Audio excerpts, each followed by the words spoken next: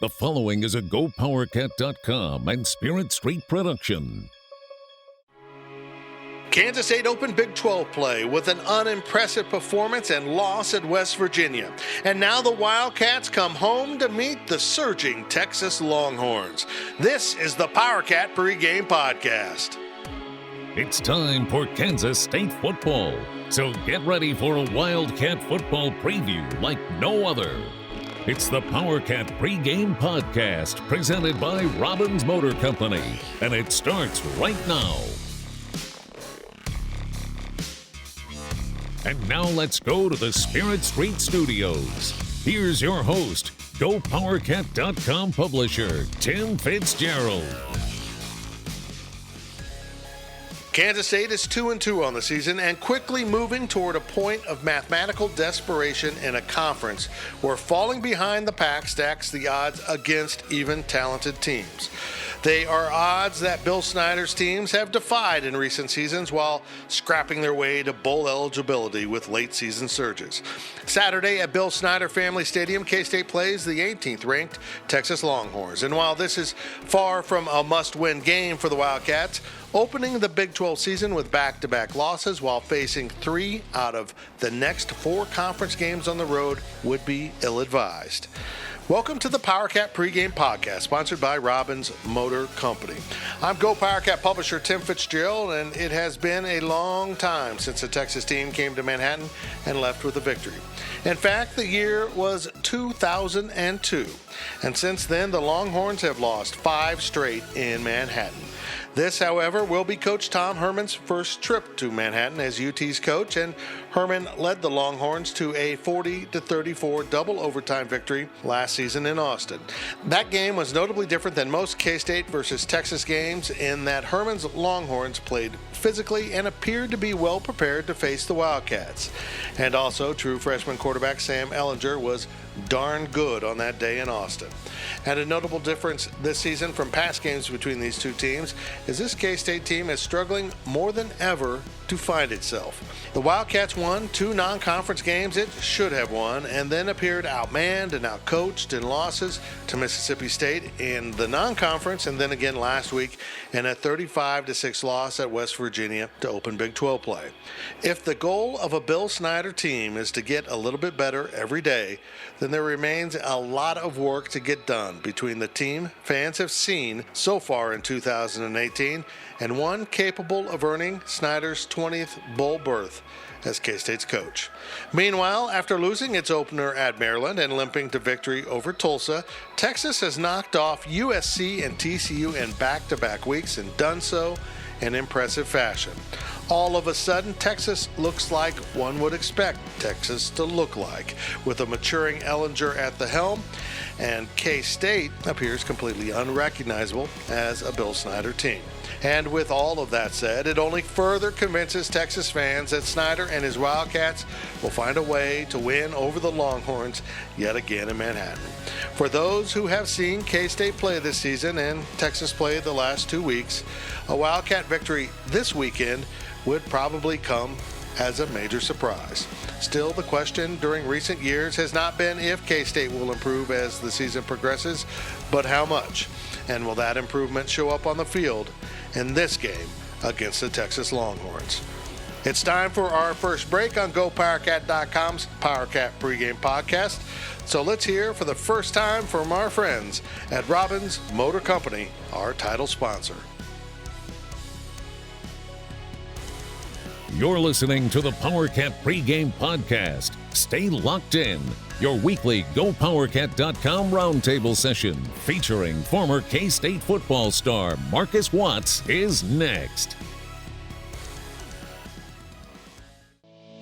Robbins Chrysler Dodge Jeep Ram Fiat offers a wide selection of new and used cars, trucks, and SUVs at competitive prices in the Manhattan, Topeka, Emporia, and Junction City, Kansas areas.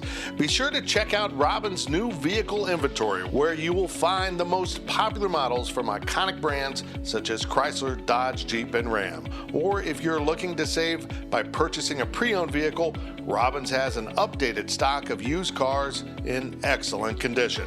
No No matter what you are looking for, the team at Robbins Chrysler Dodge Jeep Ram Fiat will help you get behind the wheel of your dream car. And K-State fans, visit the Robbins location on Anderson Avenue in Manhattan for an exciting test drive.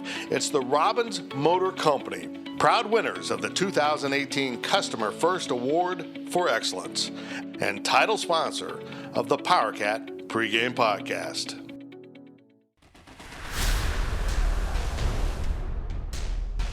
Welcome back to the Powercat Pregame Podcast. The Go Powercat news team is assembling because it's time for the GoPowercat.com roundtable session. Kansas State is coming off a 35-6 loss at West Virginia, and now the reeling Wildcats are opening their home edition of Big 12 play Saturday by meeting the surging and 18th-ranked Texas Longhorns, and we preview the Wildcats versus the Horns with GoPowercat.com's Powercat Pregame Podcast, sponsored by Robbins Motor Company. And now we welcome into the show GPC Assistant Editor D. Scott Fritchen, football analyst Marcus Watson, staff writer Riley Gates, as we sit down for our weekly Go Powercat Roundtable session.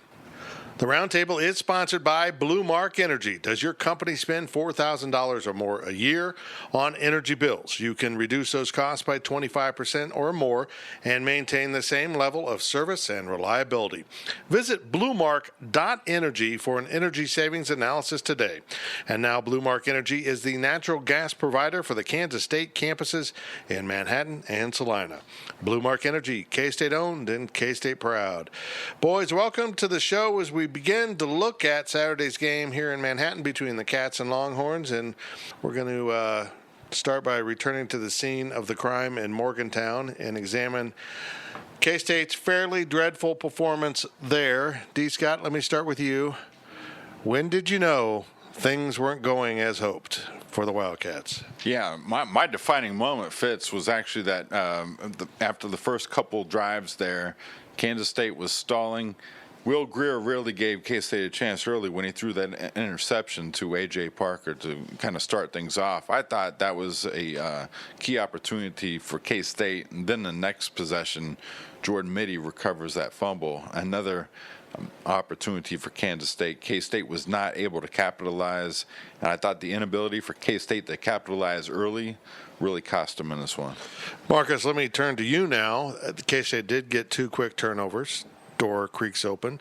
Then they pin West Virginia back with a great punt, and boom, over the top, long pass by Will Grier for a touchdown. That was exactly what K-State could not do. You can't give up the home run ball, and it's something, as much as we complained about the bend but don't break, was designed to do.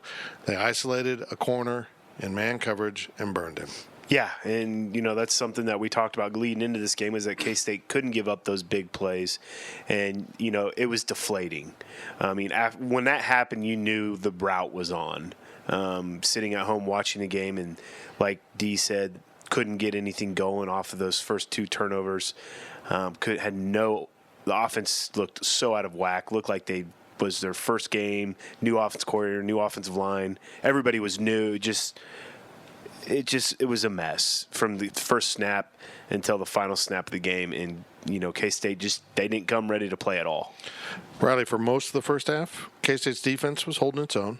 They gave up the big play. Okay, it's 7-0, but they still, well into the second quarter, they're holding Will Grier and the Mountaineers out of the end zone. There was hope.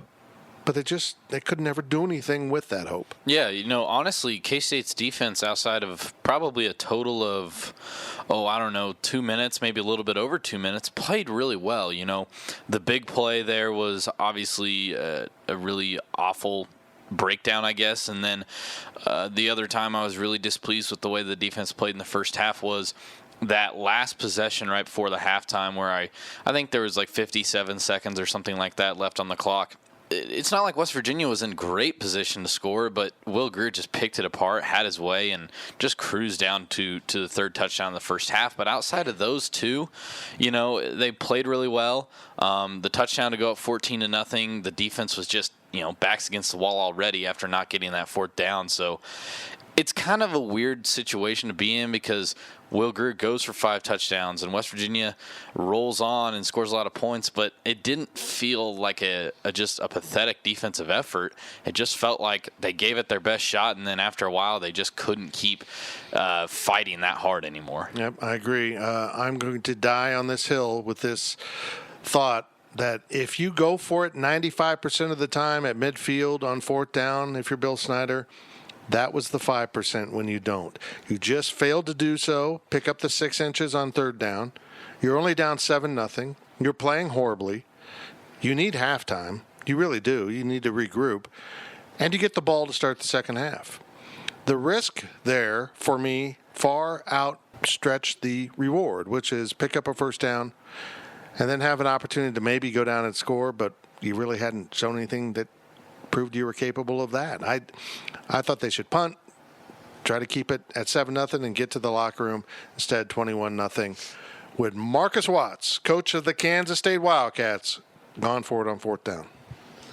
Yeah, I would have done the exact same thing Coach Snyder did. When they went for the quarterback sneak and didn't get it, you can't really ever tell where the spot of the ball is. I think he got it, but that official on that side of the field, that spot of the ball was not giving K-State good spots the whole game. We were texting about that during the game.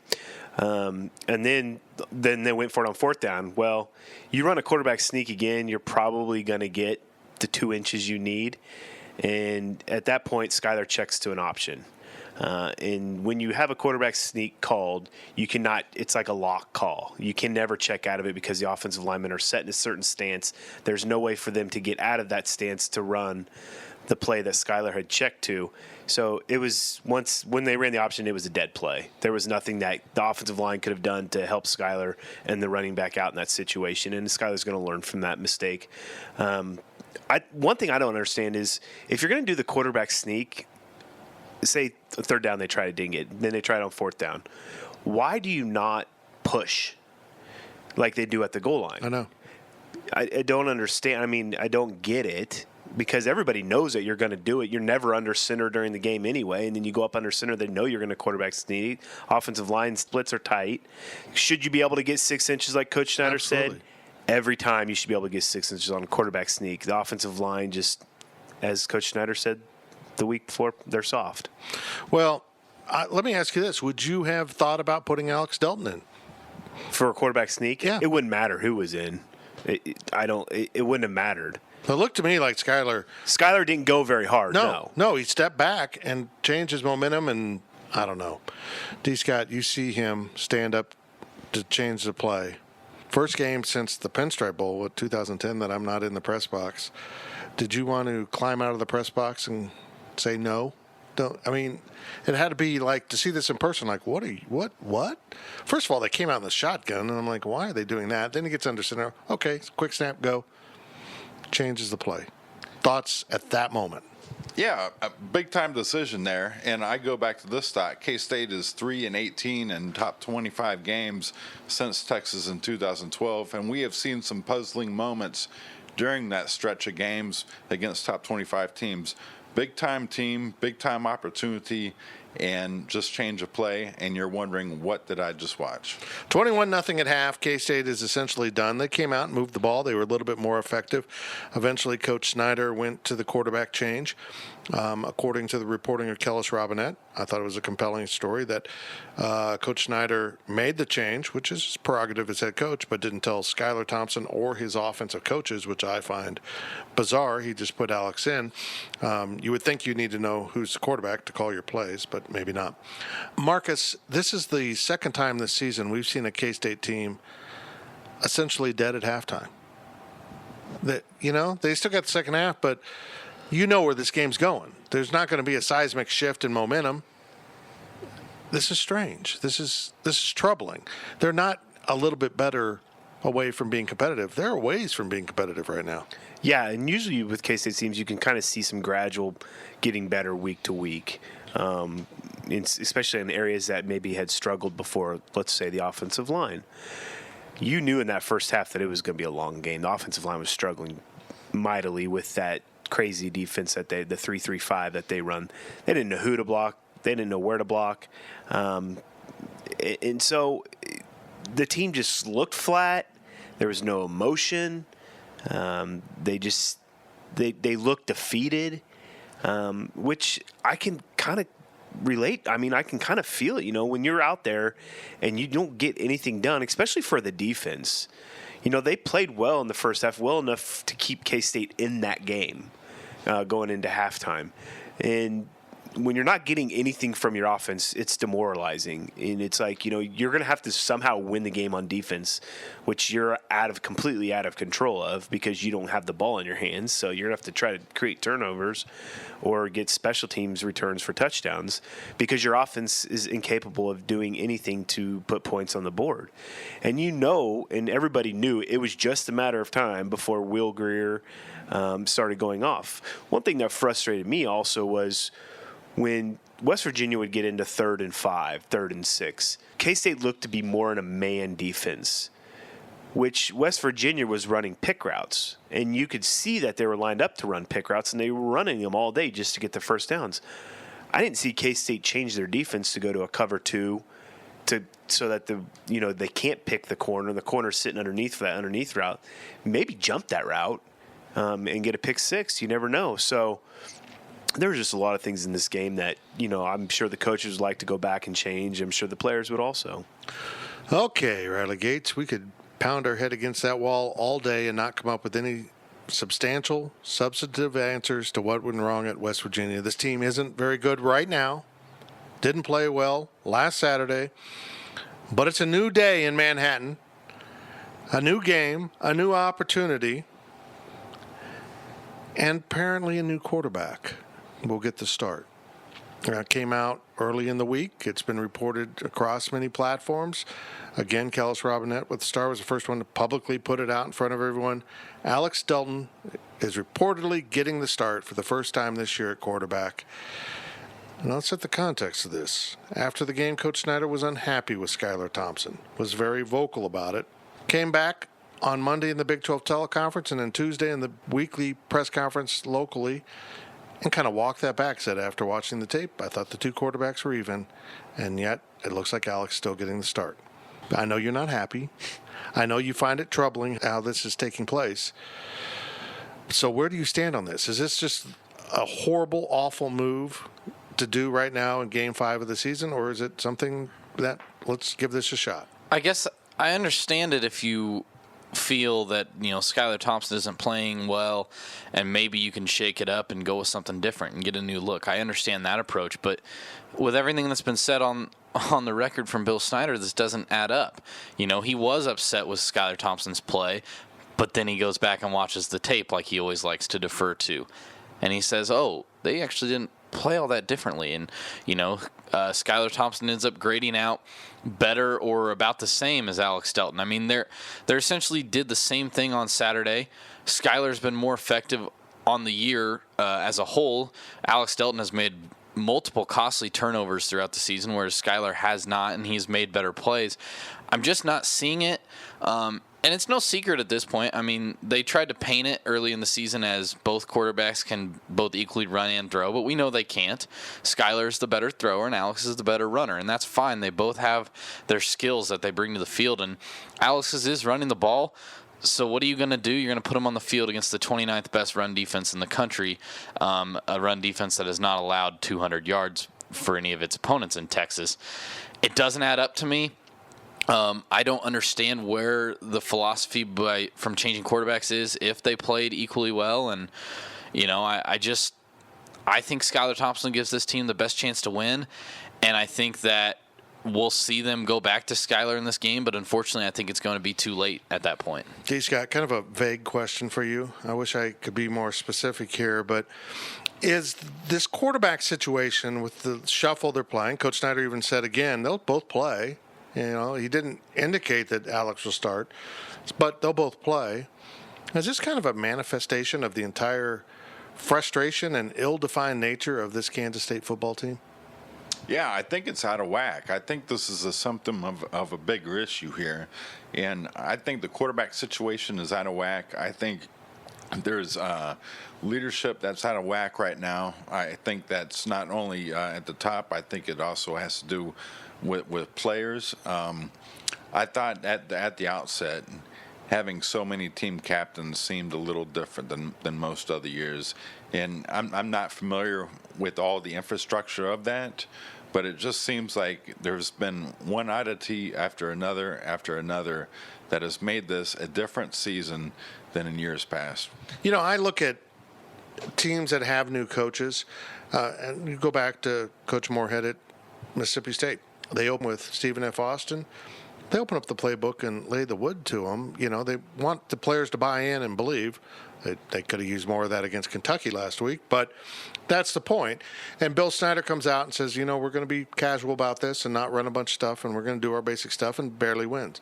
I think with new coordinators, they needed to come out and open it up. Mm-hmm. Let's believe. Let's show ourselves what this is going to be. And so I think that might have been a miscalculation. We can all second guess up and down. Can I add something, too? Yeah, sure. This is the worst K-State scoring offense through 4 games since 1989. It's not a one-game thing. This is a 4-game thing right now. Their average of 21 points per game is the fewest by any K-State team since the Wildcats averaged 12 points per game 4 games into the 1989 season. This is a 4-game trend now. This is not just one game, and it's the lowest since Bill Snyder's first year. I think that says something, unfortunately. Thank you. There you go. Marcus, so it leaks out on Monday that Alex Delton's going to start. What? First of all, did Coach Snyder really make up his mind before practice in the week that who was going to start at quarterback? But how the HELL does that leak out and signal to Texas, hey, we're going to run the quarterback run game all day long against you? I just found this is a strange year. What is going on?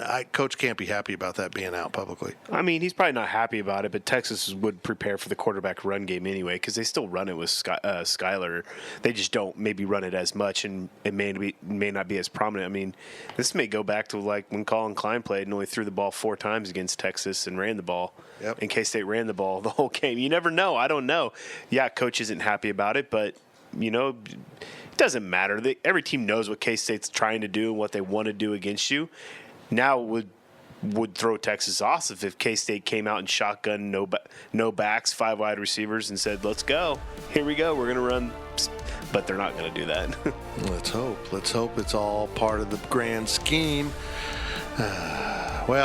We have pivoted already to talk about Texas, and we'll continue that discussion of the game Saturday between Kansas State and Texas with the second half of our roundtable session.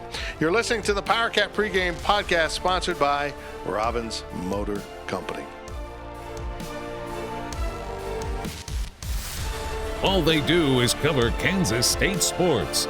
The experts from GoPowerCat.com will return with more of their roundtable session on the Powercat Pregame Podcast, presented by Robbins Motor Company. I'm trying to get a group text in on what everybody wants on the liquor store run, but my phone keeps autocorrecting liquor store to the fridge. A fridge or the fridge? The fridge. It just did it again. Well, the Fridge is more than just a liquor store. The Fridge has over 3,000 wines in stock, the area's largest selection of spirits and craft beers. Plus, they're back-to-back winners of Beverage Dynamics Retailer of the Year. Oh, I get it. Wow. Smartphone. Autocorrect your next liquor store visit to the Fridge Wholesale Liquor, 1150 Westport in Manhattan. Online at fridgeliquor.com. Blue Mark Energy is a natural gas products and service provider, offering a wide range of energy solutions to feed yards, hospitals, hotels, manufacturers, and school districts throughout the Midwest. And Blue Mark is now the gas provider for the Kansas State University campuses in Manhattan and Salina. Visit bluemark.energy and begin saving up to 25% on the same product you're already purchasing. Blue Mark Energy, K-State owned and K-State proud. For more than 20 years, there's only been one reliable source for exclusive and unmatched premium K-State sports news content. It's GoPowerCat.com.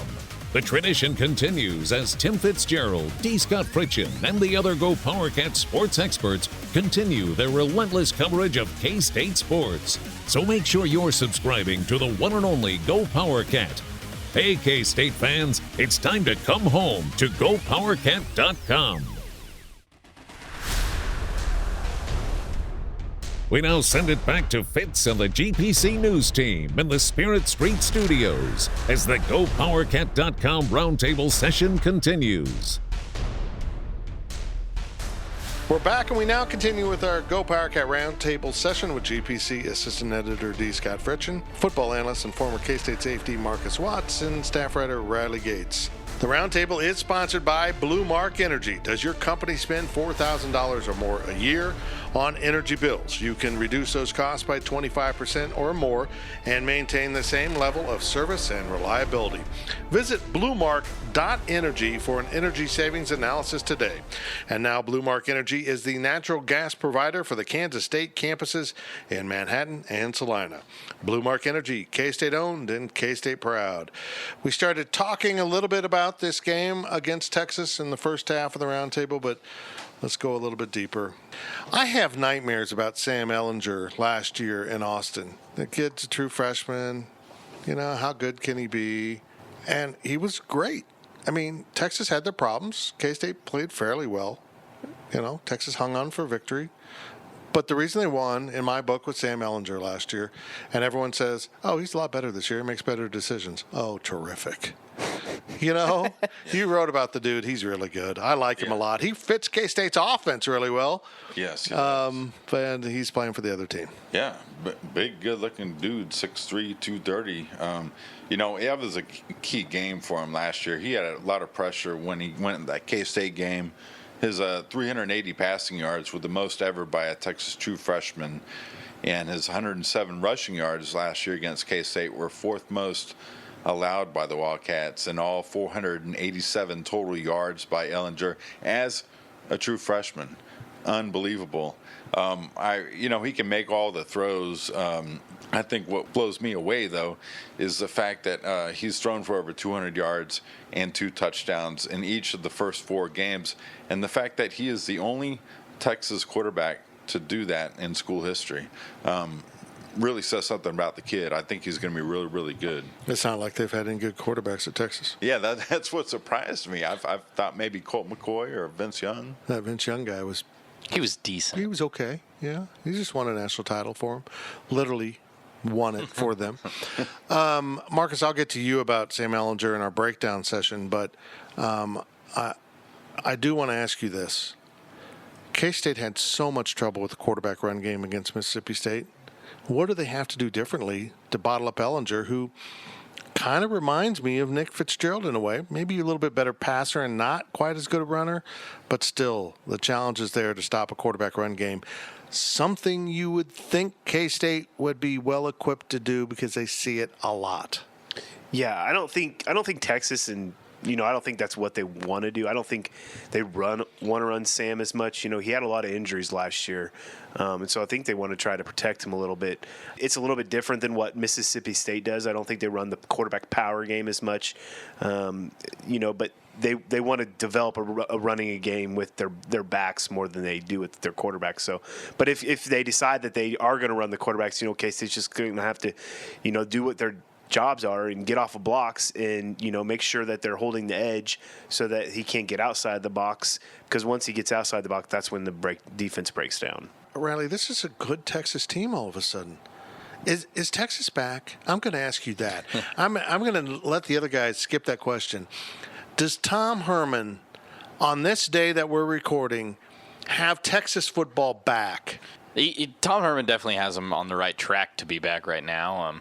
I think we've seen Texas in years past kind of get off to a bit of a nice start and then, not necessarily burn out, but kind of just chill and finish 7-5 or something like that. Now, they're not going to be winning the Big 12 this year by any means, I don't think.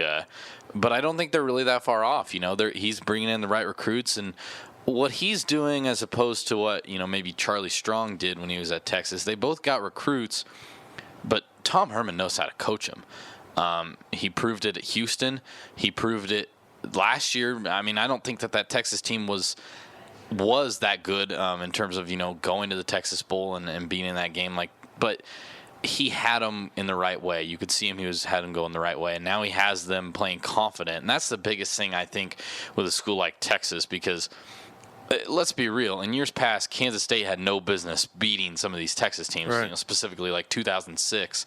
There's no reason that K-State team should have beaten that Texas team. But they played really confidently, and Texas maybe wasn't as confident that night. These guys are playing with confidence right now. They got rattled a little bit by Maryland at the start of the year, but since then, man, they've been rolling. And I tell you what, that win over TCU last week, I think that changed their season dramatically. Yeah. I mean, I think that takes them from a 7-5 team to maybe like 9-3 or something like that. That's going to really propel them, I believe. USC looks good on paper, but that's not a good team. And, in fairness, USC is being led by a true freshman quarterback right now, but he is pretty talented. They'll figure it out after a bit, but still a solid win for Texas there. And, they've got it rolling right now. And if they get a win this weekend, it's just another one to rack up, I guess. They had lost 4 straight to TCU, got that off their backs. Let's get into more touchy-feely stuff here, D. Scott. Okay. I'm personally hoping that the pregame meal for the media are peanut butter and jelly sandwiches. That would be a throwback to when Mac Brown had those available for his team to snack on at halftime. Mac Brown was also known for bringing the sideline heaters to, stop that bone-chilling 60-degree weather in Manhattan. Yeah. Soft. There's no way other to describe what Texas has been coming to Manhattan over the past number of years other than soft. Tom Herman's first trip to Manhattan. I think he'll probably prepare his team a little bit better, but as we see the temperatures now, they're beginning to say 60s, which it's odd to us, but to those kids that grew up playing football in Texas, that's cold. I don't know how, but it is. Still, I think Tom Herman's different. He's not going to buy into any of that crap or put up with any of that crap from his team. Go play your damn game, whether it's in a blizzard or 100 degrees. He seems like a tough guy, kind of like Bill Snyder. Your thoughts? I think he's very much a no-nonsense guy. I picked that up from him at Big 12 Media Day. His exactness, and I thought his maybe aggressiveness with the way he spoke. And the other thing I asked myself, too, is, well, who's Tom Herman going against? Well, he's going against Bill Snyder. And what I did was, on the flight back from West Virginia, I looked this up. And Bill Snyder is 14-9 in games coming off 20-point losses since 1990. Okay, what that tells me is that more times than not, when K-State gets blown out of a game, they're usually pretty competitive in the game after that. And interestingly, two of those blowout bounce-back victories have come against the Texas Longhorns. You might remember K-State lost to Baylor 2012, came back and beat Texas to win the Big 12 championship. And then in 2016, K-State lost at Oklahoma, came back and beat Texas 1 week later. So I think that K-State has bounce-back potential. I'm interested to see what Tom Herman does that might be different for this Longhorns team in Manhattan this time around. Okay, Riley, I got some really hard-hitting, quick questions for you. Peanut butter and jelly, what flavor of jelly? Grape. Okay. I don't know. I mean, maybe Mac Brown went with strawberry, and that was the problem. Grape. And on Saturday, if it's 65 degrees at kickoff, will you be in shorts? No, I will not. I'm never in shorts. Come on now. Okay, I was just asking. No. You could play at Texas. I will be. Yeah, see, he's a man's man right here. Well, I just, it's more of a professional thing, I think. Marcus, I'm going to save a lot of the good stuff for our breakdown. So I want to ask you a really, really great K-State sports question. Now, 2007, when they had all the returns, was that when Ron Prince came back on the coach's show with the cowboy hat? I don't know. Was that one of the greatest sports moments ever? Did the team remember him? I don't know if he did that. I had no idea about that. That's the game he did the Ron Prince stomp down the sideline. I know that. That was fantastic, too. But the 10-gallon hat, man. He got that hat at the Texas Bowl, I believe, that year before. Oh, Ron Prince. What a guy. The fact that K-State keeps beating Texas maybe is highlighted by Ron Prince. Actually beat Texas. Yeah, that's what I'm saying. It's bizarre. I mean, it's just not Bill Snyder. Ron Prince did it. Ron Prince couldn't beat Kansas. When you think of K-State beating Texas, what do you think of? 2006. Okay, we're going to turn it to our Wabash Station question of the week, and it's really not a question from Wabash Station, Riley, because it's a question from me. Okay. But I'm calling an audible here. I'm checking to the option on the 4th and 6 inches. Basketball Media Day was Wednesday. Seems a little bit early to me, but we talked a little K-State hoops. There's a lot of optimism about this K-State team. Probably there should be. But I came away from there thinking, these dudes look the part. They got after it in the weight room. What are your thoughts on how this team looked to the eye? I mean, well, first off, McCall Maween.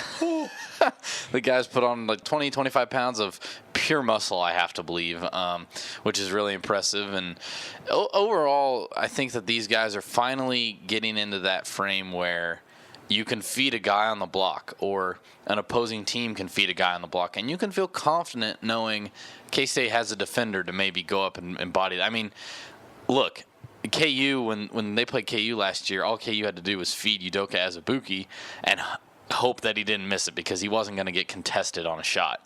Now it's a little bit different. Now they kind of have some of those big guys, and you can't say enough about the job Ben O'Donnell has done. I mean, I think a lot of people were really skeptical of him when he came in because he's a smaller guy, first off, and the only thing that K-State fans know is a really, really good strength coach is Scott Greenawalt, who is this big, scary-looking dude. And Ben O'Donnell is not that type of guy, but he's done a great job with the K-State program in terms of building up their strength, getting these guys bigger, tougher, stronger, and I think it's going to benefit them in the long run. They really need to take advantage of it this year. We need to talk about our own strength program in the office, but that's a different topic altogether because now it's time for D-Stat Fritchen and his number of the week. And D, my number of the week is 0, and that is the amount of faith that Texas fans have that their football team can win in Manhattan, Kansas, and rightfully so. They never do. It's unbelievable. You know, the chant that we own Texas from K-State fans is literally true when these teams play in Bill Snyder Family Stadium or KSU Stadium previously. It's amazing. What is your number of the week? Fitz, my number of the week is 5,824. This is how many days have passed since K-State has lost to Texas in Manhattan when the teams meet in Saturday's 2:30 p.m. kickoff at Bill Snyder Family Stadium. Interestingly, all 5 games in K-State's winning streak over Texas and Manhattan have been cooler than 70 degrees at kickoff. One other note, Saturday will be the earliest in a calendar year the teams will have met in Manhattan since K-State beat Texas 48-7 on September 19th, 1998. Only the day will show us what the temperature is at kickoff and during the game, but forecast as of midweek or for the game to be kicking off in the 60s, low 60s, mid 60s. We will see how that translates. And with that, the roundtable is closed. So let's head into another timeout on the Powercat Pregame Podcast, brought to you by Robbins Motor Company. The breakdown of the game arrives right after this pause on the Powercat Pregame Podcast, presented by Robbins Motor Company. Blue Mark Energy is a natural gas products and service provider, offering a wide range of energy solutions to feed yards, hospitals, hotels, manufacturers, and school districts throughout the Midwest. And Blue Mark is now the gas provider for the Kansas State University campuses in Manhattan and Salina. Visit bluemark.energy and begin saving up to 25% on the same product you're already purchasing. Blue Mark Energy, K-State owned and K-State proud. I'm trying to get a group text in on what everybody wants on the liquor store run, but my phone keeps autocorrecting liquor store to the fridge. A fridge or the fridge? The fridge. It just did it again. Well, the Fridge is more than just a liquor store. The Fridge has over 3,000 wines in stock, the area's largest selection of spirits and craft beers. Plus, they're back-to-back winners of Beverage Dynamics Retailer of the Year. Oh, I get it. Wow. Smartphone. Autocorrect your next liquor store visit to the Fridge Wholesale Liquor, 1150 Westport in Manhattan. Online at fridgeliquor.com. For more than 20 years, there's only been one reliable source for exclusive and unmatched premium K-State sports news content. It's GoPowercat.com. The tradition continues as Tim Fitzgerald, D. Scott Fritchen, and the other GoPowercat sports experts continue their relentless coverage of K-State sports. So make sure you're subscribing to the one and only GoPowercat. Hey, K-State fans, it's time to come home to GoPowerCat.com. The Powercat Pregame Podcast, presented by Robbins Motor Company, continues. Now we send you back to Fitz. Welcome back to the Powercat Pregame Podcast, sponsored by Robbins Motor Company. It's now time for your update on Kansas State football recruiting. Celebrate Kansas State University's fight against cancer with a Bill Snyder commemorative Fighting for a Cure shirt and wear it to the home football game or anywhere on Saturday, October 13th for the university's 5th annual Fighting for a Cure Day. The Johnson Cancer Research Center's programs to advance Kansas State University cancer research and education are made possible by private donations. Information is available at cancer.ksu.edu. And while you're there, check out how to take part in the 21st Annual Robber Gear Memorial Golf Tournament being held on Friday, October 12th. Emerging on K-State's recruiting radar just days before arriving for his freshman year at Butler County Community College, punter-kicker Ty Zentner decided it would be beneficial to attend a K-State camp in the early summer of 2017. It turned out to be a very smart choice, as recruiting coordinator Taylor Bratt quickly started building a relationship, while the former All-American punter and special teams coordinator Sean Snyder also zeroed in. Now competing as a sophomore for the Grizzlies in El Dorado, Zentner has offered his verbal commitment to Kansas State, expecting to arrive in Manhattan in January for the spring semester. Zentner, a native of Tecumseh, Kansas, is the 8th commitment for K-State in this recruiting cycle. And of course, subscribers at Go Powercat get up-to-the-minute coverage of football and basketball recruiting from our staff. And we've now been part of the 24/7 Sports Network for more than a year, and the coverage just keeps on coming. And now it's time to break down the game between the Wildcats and Longhorns. Joining you once again, let's Go Powercat football analyst Marcus Watts. Kansas State and Texas kick off at 2:30 p.m. at Bill Snyder Family Stadium, and a game being televised on FS1. And now it's time for our breakdown session as the Wildcats and 18th ranked Longhorns meet in the Big 12 home opener for the Cats. And of course, to help me out with this breakdown of the game is Go Powercat football analyst and former K-State safety Marcus Watts. Marcus, as we've chronicled earlier in the show, Texas has not won here since the beginning of time. It's one of the strangest streaks at, 2002? It's just bizarre. And you can go back to 98 when Ricky Williams, Heisman Trophy winner, rolled into Manhattan and just got stuffed as the Wildcats throttled the Longhorns, and all the way through recent games in which K-State has found a way to win. And if ever a year seemed to exist when that streak was in doubt, it's probably this year. Texas comes in with a 3-1 record. And, of course, that loss came in the opener when they lost at Maryland 34-29. Still pretty hard to explain. Then they came home, played Tulsa, won 28-21. Not very impressive. And then the last 2 weeks, the Longhorns have risen 37-14 over number 22 USC. And then TCU opened Big 12 play in Austin at 17 and lost 31-16. That was impressive. USC wasn't very good. I wasn't overwhelmed by that win. It was nice. It's name brand. Beating TCU that soundly, that was convincing.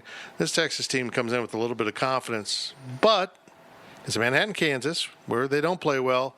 And guess who they play next week? Oklahoma and the Red River rivalry down in Dallas.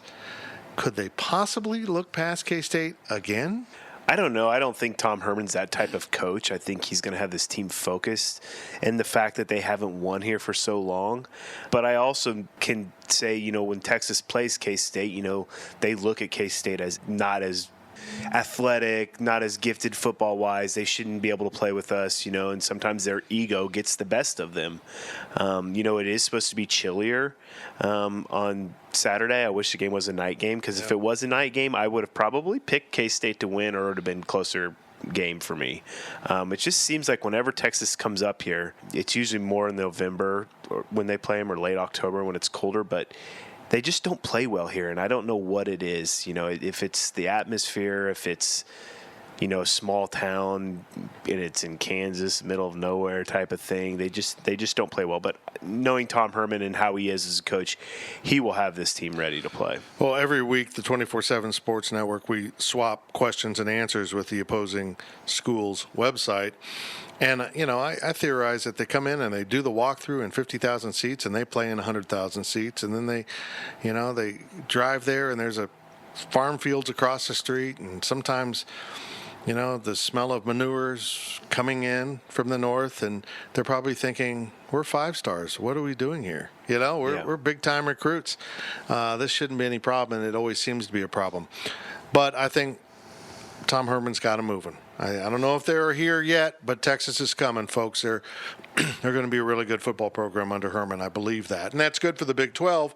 What's not good for Kansas State is Sam Ehlinger. And I asked D. Scott about this in our roundtable session, but I want to get your thoughts on a quarterback who's kind of a dual threat. They're trying to get him to throw it a little bit more, but he ran all over K-State. He can break containment. He can get out of the pocket and move around and extend plays, extend drives. Really gives K-State problems. But Sam Ehlinger as a quarterback appears to be advancing and getting better, and that's dangerous for K-State. Yeah, and he was a freshman last year. He's had a year under his belt. He had some injuries and stuff also last year. I think he had a concussion problem maybe in the middle of the season last year. But, he's just tough as nails. You look at the guy, he doesn't really look like a quarterback. He's not very tall. He's just big and stocky. He's kind of like a Colin Klein type of quarterback.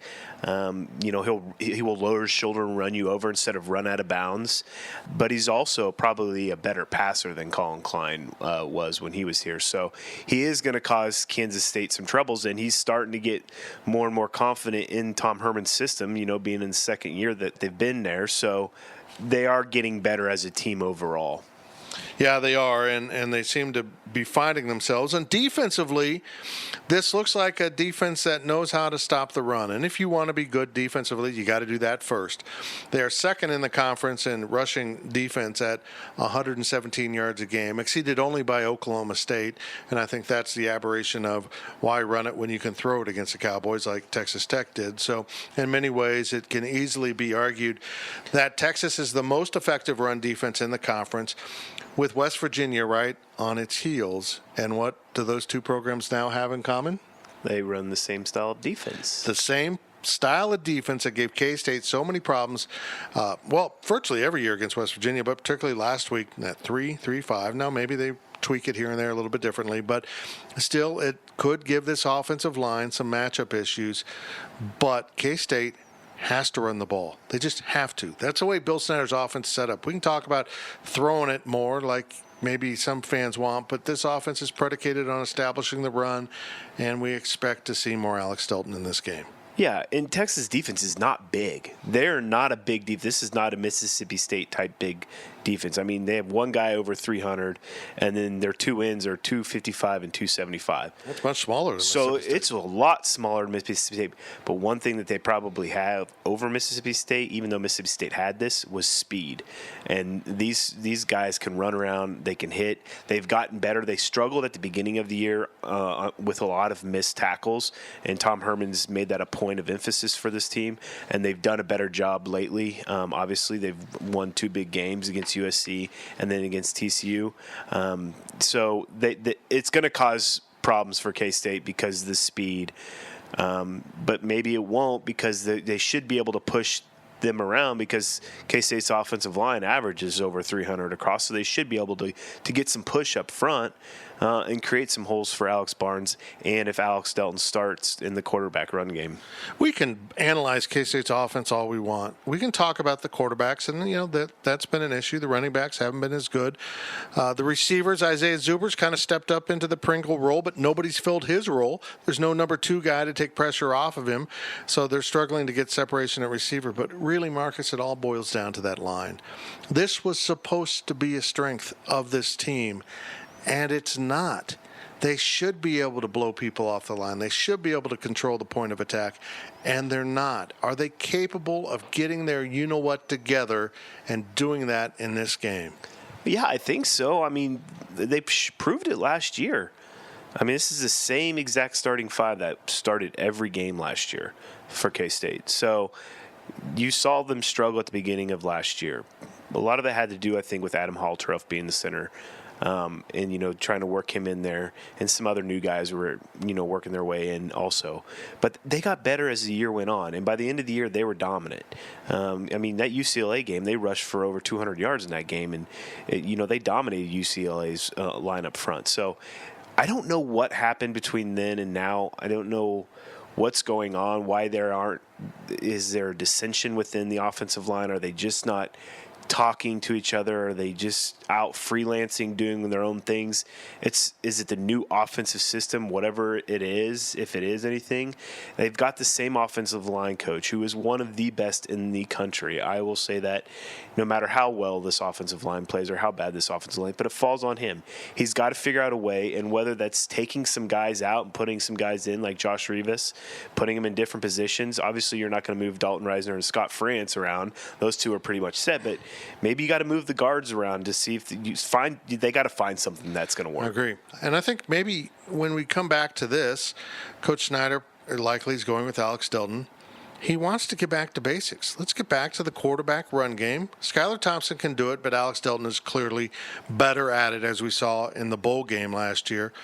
And while Texas is good at stopping the running game, I think Bill Snyder has such supreme confidence in his quarterback run schemes and how it complements a base running game that he feels like, let's go back to that and let's hammer the ball and let's establish that about this team, and then maybe everything will grow off of that. Yeah, and I've said, I've talked about this throughout the year so far this year, that the type of offense that Coach Snyder wants to run, that he wants to dictate the game, dictate the line of scrimmage, Alex Delton is a better fit as a quarterback for that offense.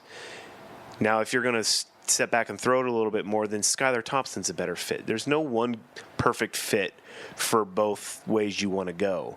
And so if they do start Alex and they do want to establish that run game, then yes, you go with Alex. I'm not saying Skylar's not as good as Alex is. I'm just saying for the type of quarterback run game that Coach Schneider wants to run, that he ran with, that he's been running with quarterbacks for a long time, and especially with Colin Klein, then Alex Delton is the guy. But Alex has to be better at making decisions in the passing game, because teams are not going to respect him in the passing game. They're going to load the box. They're going to play one-on-one on the outsides, and if Alex can't read the defense or make good, consistent throws, then he's going to have the turnovers that he's had. It looks like he's forcing things because he wants to make the play. He wants to make a big play. He hasn't started. He wants to be the guy personally, but, you just got to take a step back, relax. If it's not there, throw it away. You're not going to lose anything by throwing it away. Well, over the past and this long losing streak Texas has in Manhattan, you could count on two things in this series. First of all, you count on three things. First thing is Texas is going to have better overall players, better athletes, better dudes, as we like to say. But the other two things, more importantly for Kansas State, are K-State will be better coached and they will be tougher. I don't know if that's true right now. Kansas State does not look like a typical Bill Snyder team, and I think Tom Herman is a very good coach. So maybe that's a little bit more balanced than what we've seen in the past. And I saw it last year when I was down on the field at the end of the K-State versus Texas game. This Texas team under Tom Herman plays a lot tougher than Mac Brown teams. They want to get in your face. They want to get after it. They're playing up to their athletic abilities, and I think we've seen that on full display in back-to-back weeks against very good athletes from both USC and TCU. They're tough. They're well coached. And I think we're going to see that in Manhattan. Yeah, and K-State hasn't shown that all year. I mean, what's one thing that you could always count on the K-State team, no matter if the opponent was 5 stars and better athletes, better football players overall, they were always the toughest team out there, and you could always see it. You can definitely not see K-State's toughness this year. It's there. I know they still have it somewhere in there. Maybe they don't, but I think they do. They need to show it this game. Whether if that takes some player making a boneheaded mistake and getting a penalty for 15 yards to fire up the team or something, then do it. Talk some trash. That's one thing I haven't seen a lot. I mean, there's a couple of guys that do it. Duke Shelley does it a lot. But, it's more pitter-patter talk, get in people's faces, show some emotion. That's one thing this team has not shown, any emotion. So they need to find it this week. Their backs are not against the wall yet, but the schedule doesn't get any easier after this. No. So, you got to play well this weekend. Yeah, I picked them to lose, but I just, from what K-State showed me, I don't have any other choice. Right. But do I think K-State has a chance to win this game? Yes. If they do everything that we know that they're capable of doing, especially in the run game, they will be in this game in the end. Well, it'll be interesting to see how it plays out. One thing I know K-State's got to do, they've got to get back to special teams. They've got to make plays. When they beat Texas, they typically have done something in special teams. They're just not doing that right now. They're okay in special teams, but not as good in the return game as probably Bill Snyder would like. And that's something that I will discuss here shortly with Bill Snyder. Thank you, Marcus. And let's get into the interview segment. And there's no denying this team has issues. And I asked Coach Snyder a couple pretty point-blank questions about those problems, including the offensive line and special teams and those things, at Tuesday's press conference. Now, I'm going to warn you, folks, these are long answers. We like to call it in the media the Billabuster as he tries to run out the clock on us, but there's also some substance there. I'll let you judge that. But we're going to start with a question here from our own D. Scott Fritchen to Coach Snyder about his team's 2-2 start after a loss at West Virginia, which is exactly how the Wildcats started their season 2 years ago. Here is Bill Snyder. Every day is a new day, and the thoughts and feelings change from day to day, and they're always reactive, depending on, how your players are, how they're doing, what their response is day to day, what their effort happens to be during the course of a practice. We had a good practice yesterday, and yet last week we had a good Monday practice and practiced poorly on Tuesday and Wednesday, and so today becomes a very critical day. And right now, based on yesterday's work, I feel pretty good about that. Tomorrow, it kind of depends on what happens today. So, it's not a team yet with an identity, if that's part of the question. So that remains to be seen. But it's as always, nothing's changed in that respect. It's I'm looking for improvement in all aspects of the game and every phase of it, and you see some of it, and you see some of it that maybe occurs and then disappears, which happened to us. We'd been good. I mean, I'm going in different directions here, but penalties came back to get us, and we kind of thought we had really eliminated that. Not totally eliminated them, but really reduced the number and consequently enhanced our discipline and focus. We thought drop passes were, we had gotten through that, and then that popped up again in the course of the ball game, and on and on like that. So, the consistency is not there for sure. So we need to improve. We need to get to a point where we're consistently improving. The offense right now is struggling, obviously. The defense is kind of ill-defined at what they're going to be their strength, and special teams have been good, but maybe not as game-changing as in the past. But yet you're 2-2. You've only played one conference game. It was on the road and you lost, but that's not atypical of what you've seen the last few years. How is this team the same as the ones that have rallied to finish strong the last few seasons, and how is this team a little bit different than those? Good question. I was just visiting with our coaches a little bit ago, and I don't know right now. Like I said, we haven't really established an identity. I don't know if I could answer the question what the difference is. I think we'll find out rather quickly if talking or thinking about Scott's evaluation of last year and where we went after a 2-2 start. So I mean, we'll have something to compare it with, quite obviously, when we get through the next few ball games. But I see. As visiting with our coaches and watching tape of last year's ball game, watching with Texas and watching our offense. You know, and the offense, same people.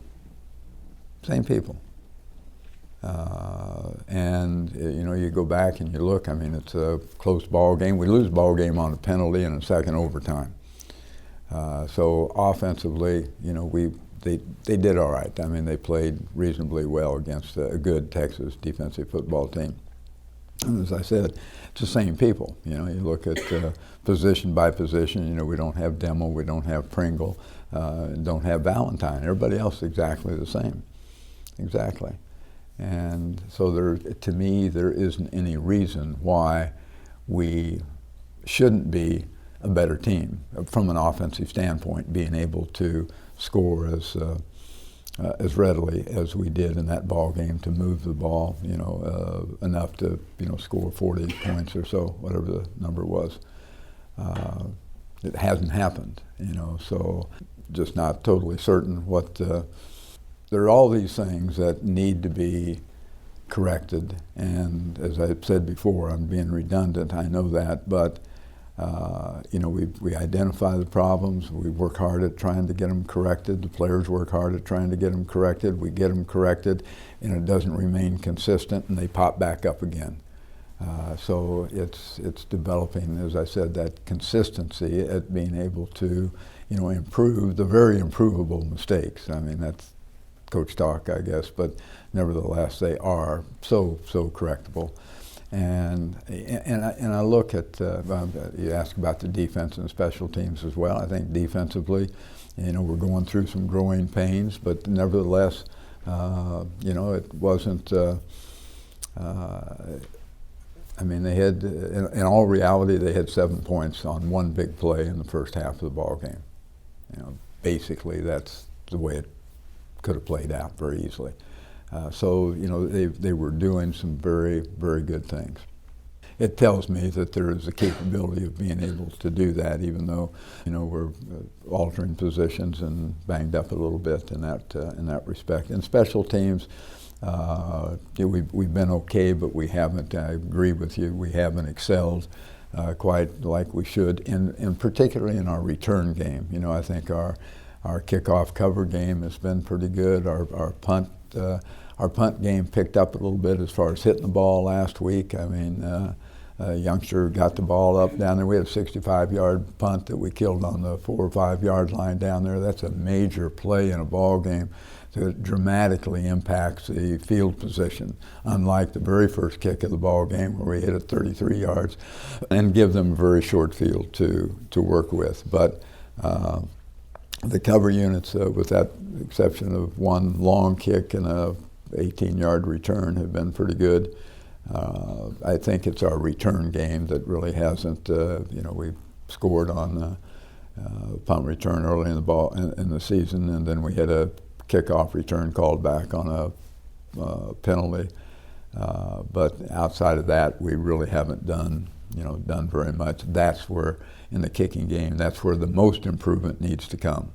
And I think there's a lot of reasons why it's not there right now, but most of them are just border on, you know, do what you're supposed to do, you know, the way you're supposed to do it, and things work out pretty well. And all that being said, you know, you go back and look at this ball game, and I know it's, you know, for our players, it's hard to believe, and I really shouldn't harp on it, but I'm trying to allow them to understand, you know, just how close they really are. I mean, you look at the ball game, you say, well, I mean, it's a bad team, and you're not close at all. You know, who are you kidding? But you think about, you know, that the 3rd and 4th down plays that we didn't get the 1st and 10. You know, had we gotten the 1st and 10, we would have probably eaten up the clock, you know, for the rest of it. So at worst, we go in down 7. I mean, that's 2 touchdowns. You know, we drop a touchdown pass. That's 3. We end up with a fumble that gives them a 20-yard field, you know, to score, which is 4.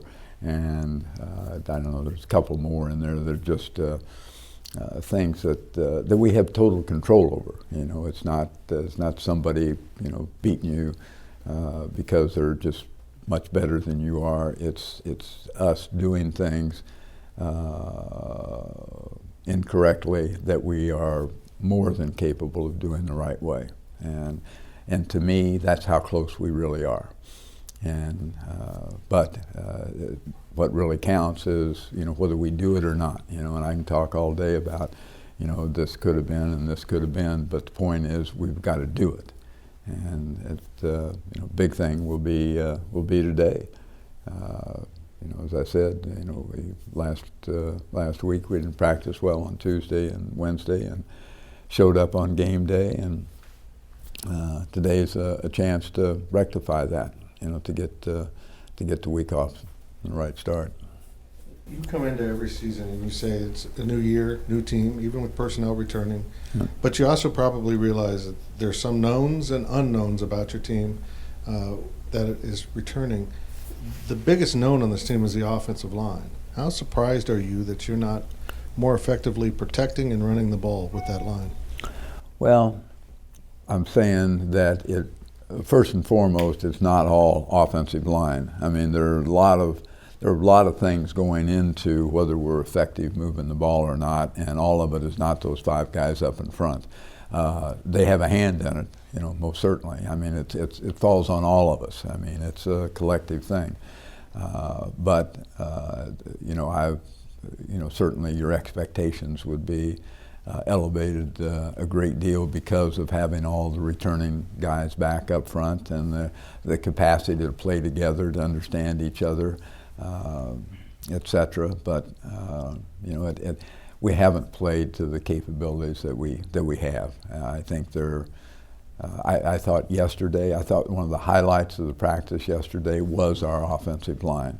And the fact that there was some spirit about them. There was a communication that I hadn't seen during the course of this season so far, football communication between each of our offensive linemen in regards to being able to pick up movements and stunts and all that goes along with it, and how they interacted before and after each snap of the practice. To try to help each other out. So I was pleased with the way they approached the practice anyway. They realize they have to get better as well. They understand that. What are the keys to a Wildcat victory? And what are our experts' predictions? It's next on the Powercat Pregame Podcast, presented by Robbins Motor Company. I'm trying to get a group text in on what everybody wants on the liquor store run, but my phone keeps autocorrecting liquor store to the fridge. A fridge or the fridge? The fridge. It just did it again. Well, the fridge is more than just a liquor store. The fridge has over 3,000 wines in stock, the area's largest selection of spirits and craft beers. Plus, they're back-to-back winners of Beverage Dynamics Retailer of the Year. Oh, I get it. Wow, smartphone. Autocorrect your next liquor store visit to the Fridge Wholesale Liquor, 1150 Westport in Manhattan. Online at fridgeliquor.com. Blue Mark Energy is a natural gas products and service provider, offering a wide range of energy solutions to feed yards, hospitals, hotels, manufacturers, and school districts throughout the Midwest. And Blue Mark is now the gas provider for the Kansas State University campuses in Manhattan and Salina. Visit bluemark.energy and begin saving up to 25% on the same product you're already purchasing. Blue Mark Energy, K-State owned and K-State proud. For more than 20 years, there's only been one reliable source for exclusive and unmatched premium K-State sports news content. It's GoPowercat.com. The tradition continues as Tim Fitzgerald, D. Scott Fritchen, and the other Go Powercat sports experts continue their relentless coverage of K-State sports. So make sure you're subscribing to the one and only Go Powercat. Hey, K-State fans, it's time to come home to GoPowercat.com.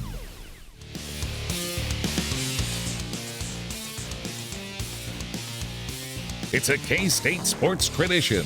It's Fitz's 5 Keys to Victory on the Powercat Pregame Podcast, presented by Robbins Motor Company. Big 12 action arrives in Manhattan as the Kansas State Wildcats prepare to take on the 18th-ranked Texas Longhorns on Saturday at Bill Snyder Family Stadium. Can the Wildcats get their season headed in the right direction by beating the improving Horns in a game scheduled for a 2:30 p.m. kickoff on FS1? I'm Powercat Publisher Tim Fitzgerald, and now it's time for my Keys to the Game. Our Keys to the Game are sponsored by Tanner's Bar and Grill in Aggieville. Great food, friendly service, and the best place to watch sports in Manhattan can be found at Tanner's. You've got time for one final at Tanner's. Tanner's, located at the corner of 12th and Morrow in the historic Aggieville Business District. Key number 1, man up. According to media reports this week, K-State plans to start junior Alex Delton at quarterback against Texas after sophomore Skylar Thompson started the season's first 4 games. That could be an indication that Bill Snyder is ready to take a back-to-basics approach with the offense and try to use K-State's dual-pronged running attack with Alex Delton and running back Alex Barnes. That would mean Snyder knows that while plenty needs to change to find more success on the offensive side of the ball, this offensive line needs to dig in and be physical. Going back to more traditional quarterback run plays may allow that to happen. The issue is Texas has been darn good against the run this season, so that plan plays right into the teeth of this UT defense. Key number 2, do something different. Okay, so key number 1 is predicated on Coach Snyder taking a back-to-basics approach, but that cannot be the entire game plan. This offensive coaching staff came into the season promising some new wrinkles from the play calling, but so far the only wrinkles have been on the foreheads of confused onlookers. This offense is not inventive. It's mostly a bad version of the same old, and it's time to change. Yes, establish that quarterback run game and power ground attack with Barnes, but serve up something different on occasion to spice up the recipe of an otherwise flavorless offensive attack. Key number 3, bottle up Ehlinger. Last season in Austin, then true freshman quarterback Sam Ehlinger ran the ball 20 times for 107 yards, a performance that proved to be decisive in the double overtime game. Many of Ehlinger's yards came on scrambles, and Texas would prefer not to subject their sophomore quarterback to many hits on designed running plays. But there's no denying that mobile quarterbacks can hurt this defense. Simply rewind to week 2 of the season and remember what Mississippi State's Nick Fitzgerald did to the Cats. So keep Ehlinger contained, because the vision of him running free through the K-State secondary is a lasting memory from last season's loss in Austin. Key number 4, rise to the occasion. K-State's defense is battered, where a number of starters, mostly in the secondary, will either be out of the game or slowed by injuries. It's much earlier in the season than usual for K-State to be so depleted by injury, but now it's important that new players step up and play important roles for a team in need of a lift. If there is a noticeable drop-off in the level of performance for the K-State defense, then UT will have little problem muscling its way to enough points to claim victory. And key number 5, cut, paste, repeat again. A key ingredient in K-State's unusual success against Texas through the life of the Big 12 has always been outstanding special teams play. Coach Bill Snyder admitted this past week that the return game has not been as impactful as he would like, so it's likely some added emphasis was put on that area of the game this week in practice. Can K-State get a game-changing play or two in special teams? It always helps, but so far this season that may be nearly essential to any winning formula. That completes our Keys of the Game, and now let's turn our attention to our staff predictions and bring back in D. Scott Fritchen, Riley Gates, and Marcus Watts. K-State is 2-2 as it prepares to open its home portion of Big 12 play against Texas. It's time for our predictions, and as always, we start with our assistant editor and football beat writer, D. Scott Fritchen. Fitz, I got 27-20 Texas. Listen, Sam Ehlinger will be too tough for K-State to handle. I expect the Wildcats to come out spirited, but the Longhorns are too strong this season, and Wildcats simply have too many questions. Riley Gates. I got Texas winning it 27-13. Honestly, it's going to look exactly like a lot of these games have looked. One touchdown maybe and some Blake Lynch field goals. This offense is not in a good place right now. And Marcus Watts. I have Texas winning 32, K-State 13. Ouchie. I just think, Texas, they've gradually gotten better every week, and they beat a really good TCU team last week and handled them pretty well in that second half. So they're riding high, and I think they're going to come in Manhattan and continue their getting better every week. Well, I think Kansas State will play halfway decently, but I'm still not convinced this offense can finish off drives. And I think it's going to be the Blake Lynch show, unfortunately, for the Wildcats. But if this game is at 8.5-point favorite, I'm declaring victory for the Wildcats because they'll cover that. I got Texas winning 24-16. Riley, that's 8 points, by the way. Got it. I know you're bad at math. And that will do it for our prediction segment. And right after this network break, I'll complete this preview of K-State's game with the Texas Longhorns with my final take. I am Tim Fitzgerald, and you are listening to the GoPowercat.com Powercat Pregame Podcast, sponsored by Robbins Motor Company. He's been covering K-State sports for more than 30 years. The Powercat Pregame Podcast continues with Fitz's final take.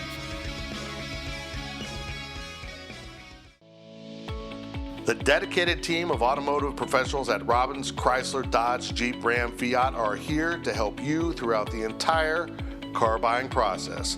The Robbins vehicle sales team will match you with a vehicle that suits your lifestyle and budget, while the experts at the Robbins Automotive Financing Department will help you understand all of your auto loan and car lease options.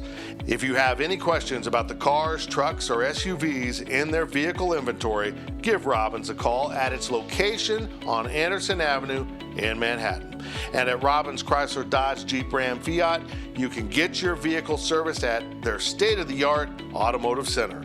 Bring your vehicle in for a quick oil change and inspection, or make an appointment for advanced engine repair or bodywork. It's the Robbins Motor Company, proud winners of the 2018 Customer First Award for Excellence and title sponsor of the Powercat Pregame Podcast.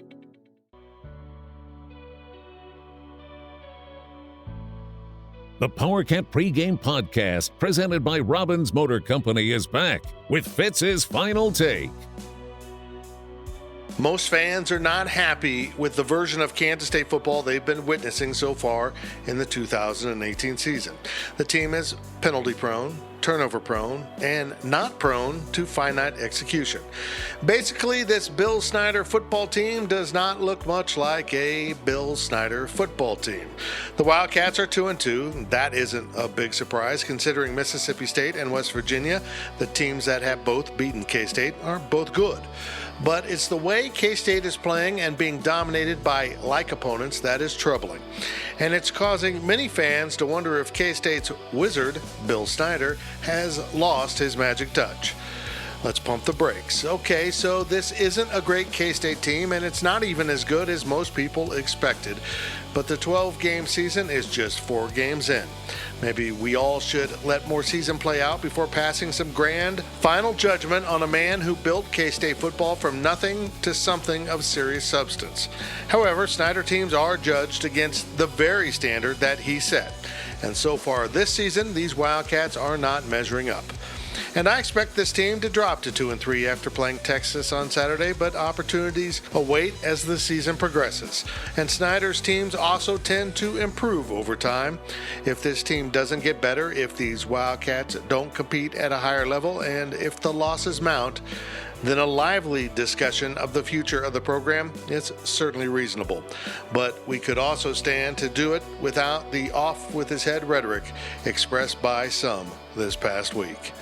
That concludes this week's episode of the Powercat Pregame Podcast. We will have our show ready for you to download or stream by noon next Friday as we preview K-State's road game at Baylor. For D. Scott Fritchen, Riley Gates, and Marcus Watts, I am Tim Fitzgerald. It's the Kansas State Wildcats versus the number 18 Texas Longhorns, kicking at 2:30 p.m. Saturday at Bill Snyder Family Stadium. You've been listening to the Powercat Pregame Podcast, presented by Robbins Motor Company. The Powercat Pregame Podcast, all rights reserved. GoPowercat.com and Spirit Street Publishing.